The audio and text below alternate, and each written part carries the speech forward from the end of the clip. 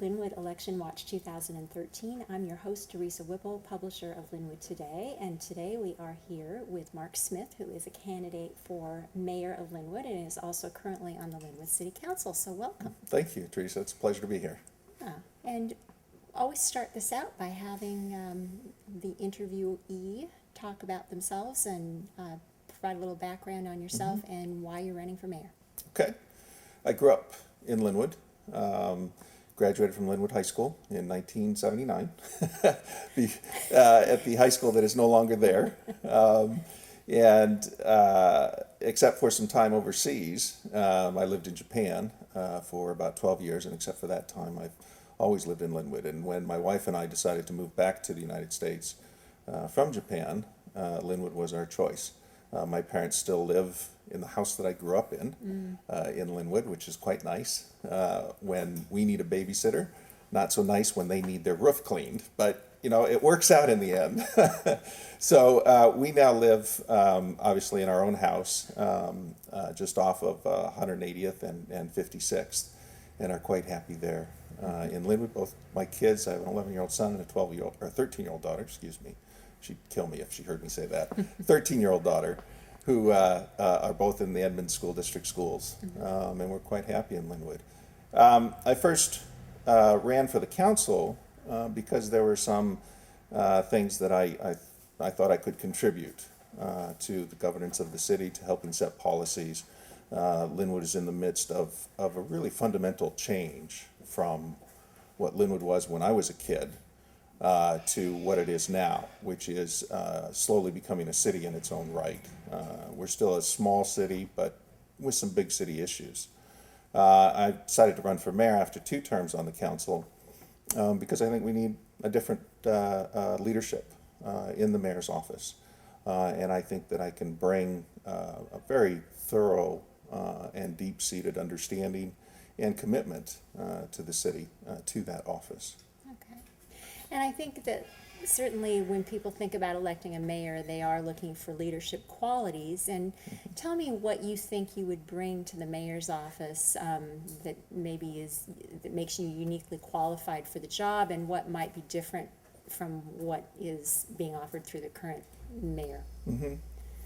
Well, I think one of the fundamental qualities that I would bring to the mayor's office is an ability and a desire to work with people and to listen to people, to work cooperatively with the council, with the business community, with residents, with surrounding jurisdictions, and to synthesize everything that I hear in cooperation with those bodies, to come up with policies that are not top down, but are driven by what people actually want in the city.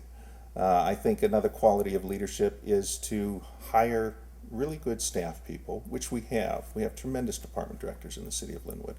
I work really hard when I hire people to hire people who I think are smarter than me, because I'm under no illusions that I'm always the smartest guy in the room about anything. I have things that I know and things that I don't know. And so I look for people who I think are smarter than me, and then I look for people who bring a different set of skills than I have. And you work with them, you support them, you ask, what do you need to be successful in this job? Right? Here are the policies, here are the goals, how can we implement them? And then you let them do their job. You don't try and manage them on a day-to-day basis, the details of everything that's going on. And from what I hear from staff, that's certainly what's happening now, is that there's a great deal of micromanaging that takes place. An example of that is department directors are not allowed to speak directly with council members unless they send their inquiries through the mayor's office. And that's a very inefficient way to run a $90 million a year corporation. So that's something that I would change immediately. I would free up the flow of information. I would make sure that everybody is accountable for their information. And I would work with the council to make sure, as part-time citizen legislators, they're getting the information they need to make good decisions. Okay. You know, you mentioned you have lived in Lynnwood since you were a child, and so I'm sure that you would say there have been a lot of changes Yes. since that time. And I was just looking over some of the statistics, the census data from 2010, and just the changes. Number of senior citizens has gone up. It's become more diverse. Just a lot of things that have happened. And how do you, when you look at that, and also the fact that Lynnwood is, economically, the annual household income is about $18,000 less than the rest of Snohomish County, or comparable cities of Snohomish County, I think. How do you, when you think about those things, how as mayor would you go about kind of addressing some of those issues, involving some of those folks and figuring out how to meet their needs? It is. Lynnwood is now about 30% non-Caucasian. It's about 30% immigrant, and those are kind of rough figures. I was very happy to serve on the Diversity Commission. That's actually how I got my start, so to speak, in Lynnwood politics. My wife is from Japan, and both our kids were born there, and of course now we live here. So I'm very receptive and in tune, if you will, with those things. I think Lynnwood is the median income, the area median income is less in Lynnwood than surrounding communities.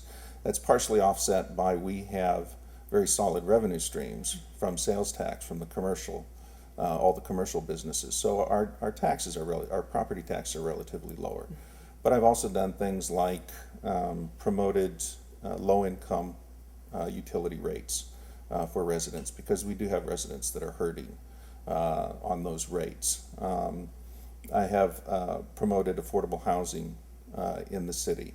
I'm looking to, as mayor, with light rail coming to Lynnwood in 2023, around that transit center, to get a mix of market rate and affordable housing, because we have a lot of people who are working for a minimum wage, whether that's at the mall or at another shop in Lynnwood or close by, and those folks need access to transit where they don't have to drive, because that's a huge burden on low-income households.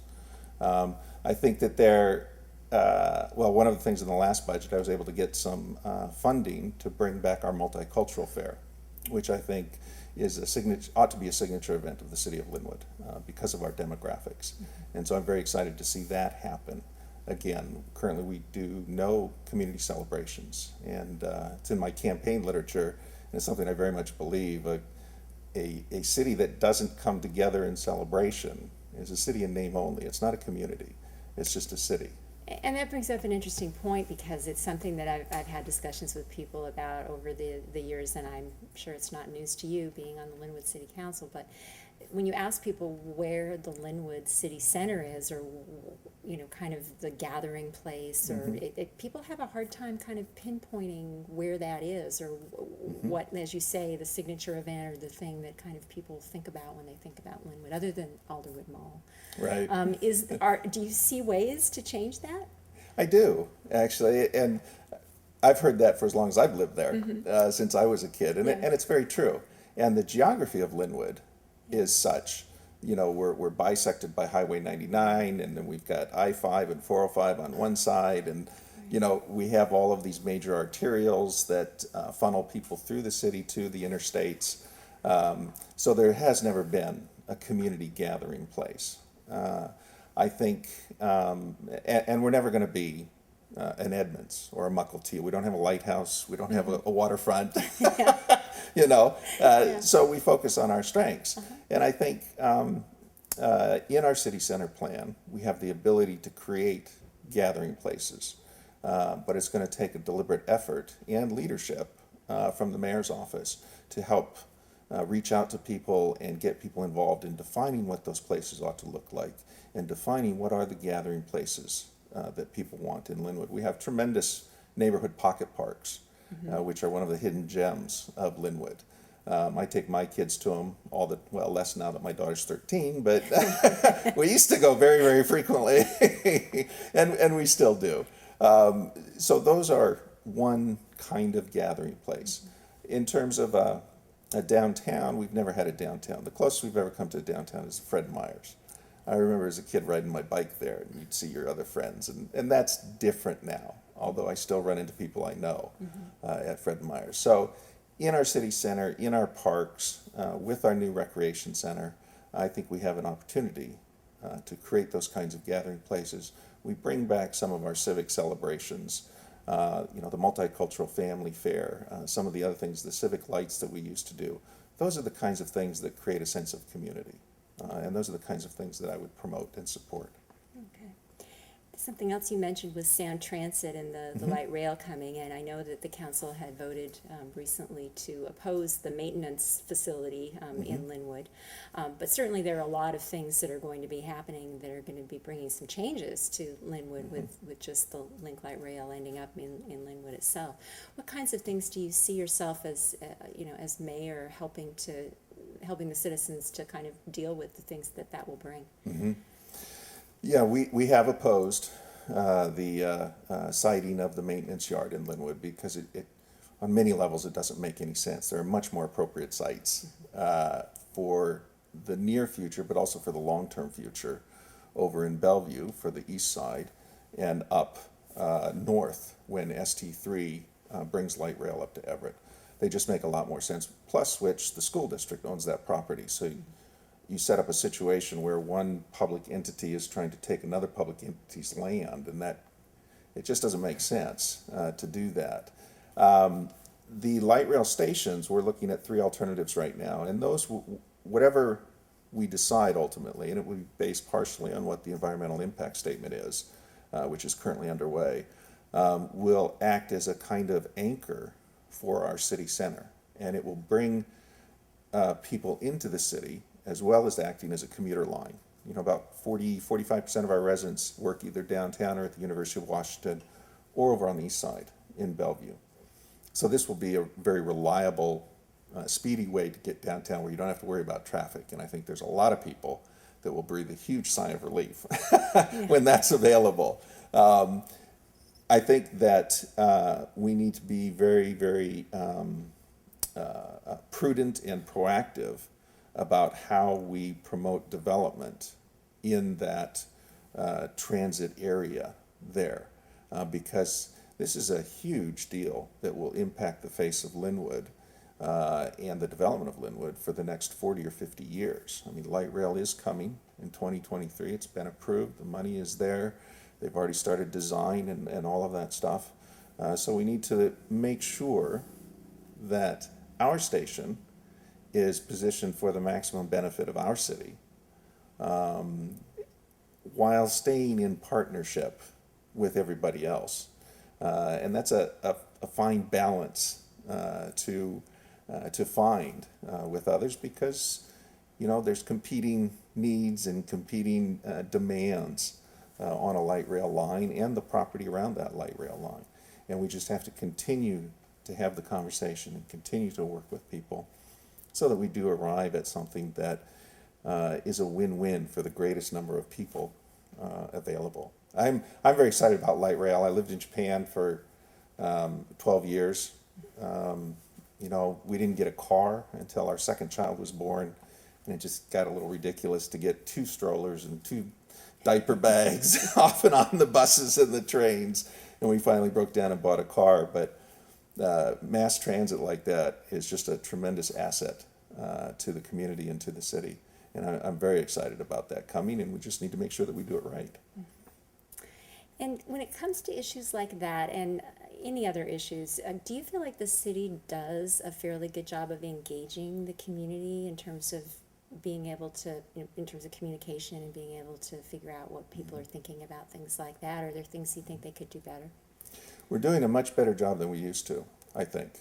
And I'll give credit where credit is due. A lot of that is due to a couple of council members, recent council members, and I would single out Council Member Sid Roberts and Council Member Carrie Lonigan-Drecky, who have really stayed on top of that issue, not just for light rail, but for any issue in the city. And in fact, Council Member Lonigan-Drecky co-chaired a community outreach meeting on this past Saturday about light rail, and Councilmember Sid Roberts is doing the same tomorrow evening. So I give them a lot of credit for really moving that forward and staying on top of that. It's little things. We always used to send out mailers about events that were happening and invite people to come. Now we send them in bright pink or bright yellow, because we heard people would say, "Oh, I didn't get that," and we knew that they had, but obviously it wasn't catching their attention. And it's something as important as light rail and the siting of those stations, because there will be an impact to some people living in that area. We actually had staff go door to door and knock on doors, and if nobody was home, actually hang the flyer there on the doorknob. So I think we are doing a much better job.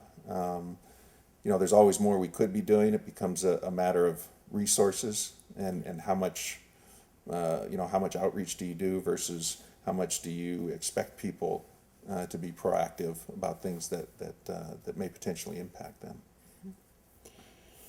Shifting gears a little bit on another issue that I know people have talked about recently, and that's the golf course in Lynnwood and kind of the next steps for that.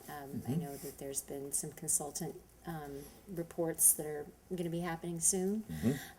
What is your feeling about what makes sense for the next steps? Excuse me. There is consultant work that's happening right now. We just met with the consultant last week, I believe it was, and that's something that I pushed fairly hard for, is to hire a consultant to look at this, to bring us an unbiased opinion, because it's very complicated. The city only owns about 40% of the golf course, the state owns another 10%, and the college owns another 50%, and there are antiquated, out-of-date, vaguely worded agreements and contracts governing the operation and who owes what and who's supposed to do what and so forth and so on. And at the same time, while it's a tremendous asset to the city, I believe, and it's part of our menu of parks and recreation offerings, it's also true that golf rounds are declining and have been declining for many years. At the same time, and you'll hear a lot of this when you talk about the golf course, there are golf courses that have hired outside management companies and have been able to turn their operations around. I won't say it at the same time. But there's a lot of at the same time. Well, there are. It's very complicated. What I fundamentally believe about the golf course is it's $1.3 million in debt. Never should have been allowed to accrue that much debt, but that's what we have. So now we need to solve the problem. And the fundamental issue is there a way to make the golf course sustainable in the long term?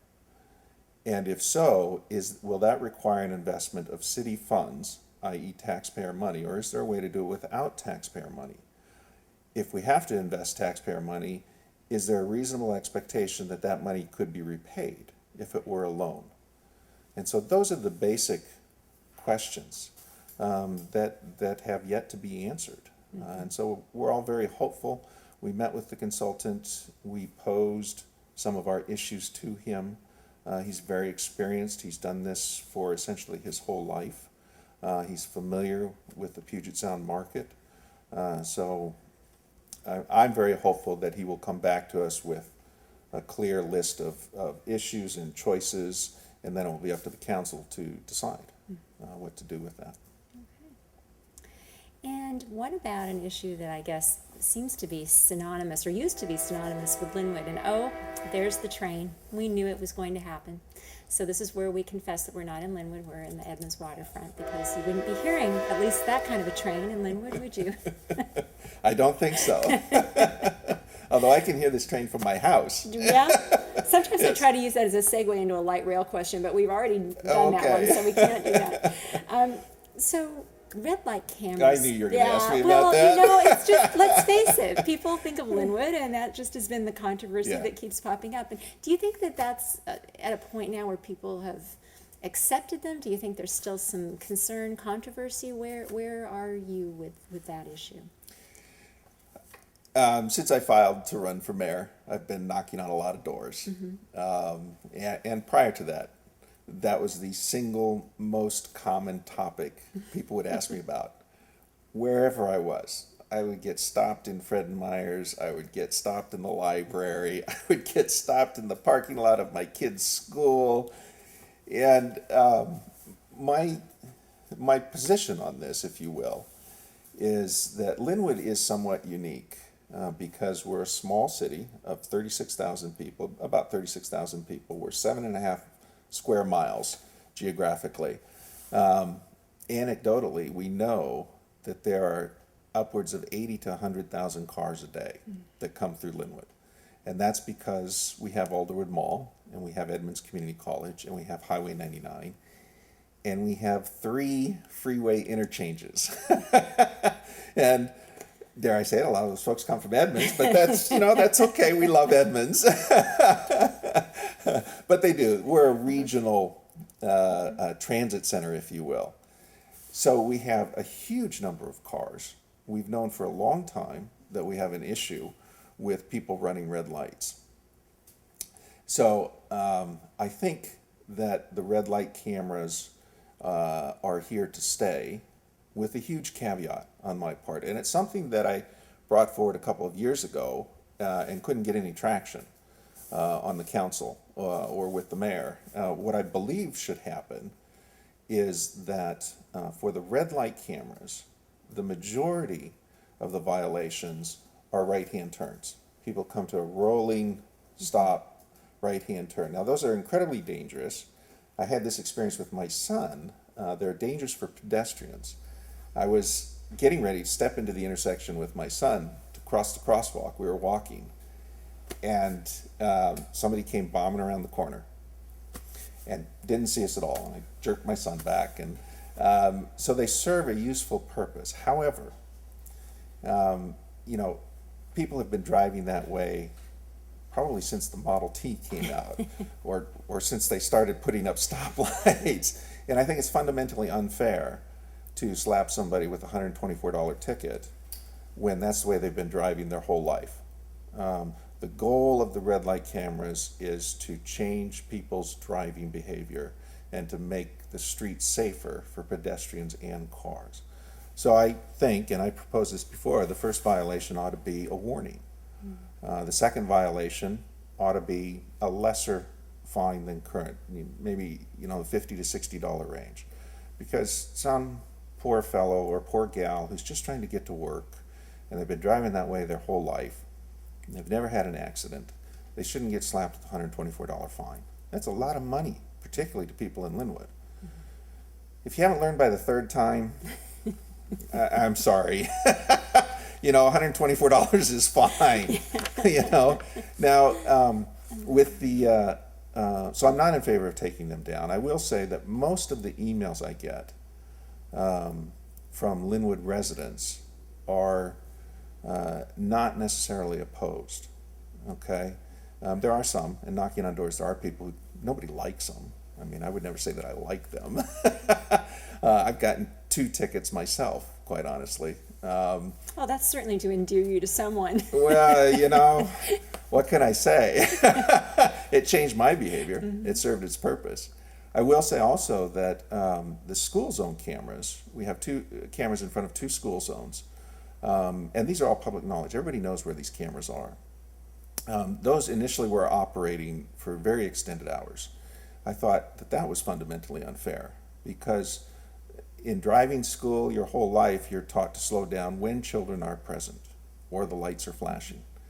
Well, if you're driving down 44th Avenue West in front of Lynnwood Elementary School at 11 o'clock in the morning and there's no kids around, it's hard to justify giving somebody a ticket if they're going the posted speed limit of 30 miles an hour but not the 20 miles an hour. Mm-hmm. So we changed those hours. It cost the city a significant amount of money, which I thought was fair when we found out that the majority of those violations were happening during the middle of the day. That sent a message that this is not the way it's supposed to be. So we changed the hours of operations to, I believe it's either an hour or an hour and a half before school starts to an hour and a half after school starts, and then again before it ends to after it ends. Okay. And that seems to me a much more reasonable way to do it. So I don't think cameras are going anywhere. I think there's some things we can do to make it better for the purpose of keeping people safe and slowing people down. One other issue that came up in some of the research I did, there are some people who commented that they thought that Lynnwood doesn't necessarily have a reputation of being friendly to small businesses that are just starting out. Is that something that you've heard, and is there something that you would propose doing differently if you became mayor? Yes, I have heard it. I've had numerous conversations about it. It's not always easy to pin down exact, because for each person that has that opinion, it seems to be different. One person that I talked to felt that the sign code was too restrictive on small businesses. Another person felt like the permitting process was too complicated for small businesses. And these are real conversations I've had with people who have said that. So I think there's a couple of things that we can do, because in no way, shape, or form should we be non-supportive of small business. We should be actively recruiting them. I mean, Lynnwood, for better or for worse, is what it is. It's the commercial core of South Snohomish County. We got to grow to our strengths. We should be courting those businesses. So there's two things. One, I've already moved ahead. When in the middle of the recession, the mayor presented, this back in 2010, the mayor presented a budget that the council rejected for a whole variety of reasons. And the council wrote a budget that cut over $11 million from the city. We had a $25 million deficit. The council enacted a budget that cut over $11 million, and it raised taxes and fees by over $7 million, or by just under $7 million actually, and it sort of accelerated the sale of a couple pieces of property that had been talked about. And those are very, very difficult positions to take, and that budget passed 5-2, with, interestingly enough, one very liberal member out here and one very conservative member out here both voting against that budget, and then sort of the center of 5 of us voting in support of it. It was very, very difficult, but one of the fees that we raised was the business license fee. And we raised that from $15 per employee to $85 per employee. No, that's quite a jump. It is. It was. And we knew that, and we knew that we would catch a lot of flack, if you will. And we did. And as council president, I took those calls and talked to people about it. Interestingly enough, just a side note, Zoomies relocated their corporate headquarters to Lynnwood, their international corporate headquarters to Lynnwood, after that was implemented. And they said that didn't factor into what they were doing. It is what I heard. I didn't talk with them directly, but that's according to our economic development director. So so that $85 fee, I've already proposed that we change the way that it is calculated, because an unintended consequence, and in the urgency of trying to deal with the recession and the budget deficit and all of that, we passed this based on per employee. And so what I've proposed is that it be calculated on an FTE basis, a full-time employee basis, so that if you have 25 part-time employees, which some of our businesses do, you're not getting charged 25 times at the same rate. It's calculated by hours worked. Okay. And then I would convene a group immediately of business owners and business people to come together and find proposals and make proposals of how do we make Lynnwood business friendly. Okay. Well, we are now at the point where you have an opportunity to tell voters when they see their ballots why they should vote for you. And also let people know if there's a way that they can find out more information about you, if you have a website or some other way of getting more research done. All right. Thank you. It's been a pleasure to be here. My website is markforlynnwood.org. Fairly straightforward, and the 4 is spelled out FOR. So you can go there to learn more about me. My cell phone is actually on my campaign literature. And it's my private cell phone. If you call that, if you have my campaign literature, it rings directly through to my cell phone. So you can reach me via phone, you can reach me via my website. I believe I'm asking for your vote. I'm running for mayor because I think I would bring what I say on my campaign literature, honesty and integrity and passion to the position. I have a passion for Lynnwood. I grew up there. My kids are growing up there now. I like to think that honesty and integrity are qualities that define me as a person, and they'll define my administration as mayor. I look forward to working with the council and to working with all of you to make Lynnwood the best place it can be. Thank you. Thanks very much for coming by. We appreciate it. Thank Good you. luck. Thanks, Teresa.